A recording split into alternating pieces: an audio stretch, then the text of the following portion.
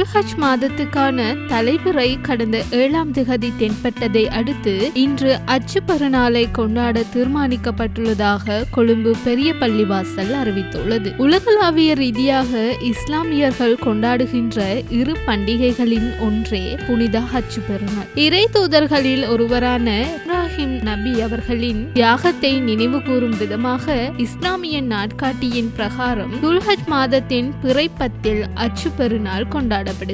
வசதி படைத்த முஸ்லிம்கள் இஸ்லாத்தின் 5 பெரிய கடமைகளில் இறுதி கடமையான ஹஜ்ஜை நிறைவேற்றுவதற்காக புனித மக்கா சென்று மார்க்க கடமைகளில் ஈடுபடுவர். சுமார் 4000 வருடங்களுக்கு முன்னர் வாழ்ந்த இறை தூதரான இப்ராஹிம் நபி அவர்களின் மனைவி மூலம் நீண்ட காலத்தின் பின்னர் கிடைத்த ஆண்மகனான இஸ்மாயில் நபியின் இறை கட்டளையின் பிரகாரம் பலியிட துணிந்த வரலாறு இதன் போது நினைவு கூறப்படுகிறது. இப்ராஹிம் அவர்கள் தனது அன்புக்குரிய மகன் இஸ்மாயில் அலைஹிவஸலாம் அவர்களை பலியிட துணிந்த போது இறைவன் வானவர் ஜிப்ரி அலைஹிவஸலாம் மூலம் அதனை தடுத்து ஒரு ஆட்டை இறக்கி வைத்து அதனை குர்பான் செய்யுமாறு கட்டளையிட்டார். இறை தூதரான இப்ராஹிம் நபி அவர்களின் தியாகத்தை நினைவு கூறும் வகையில் இஸ்லாமியர்கள் புனித ஹஜ் பெருநாளை கொண்டாடுகின்றனர். சிறப்பு தொழுகைகள் நடத்தப்படுவது தியாக திருநாளின் முக்கிய அம்சமாகும். உலகம் முழுவதும்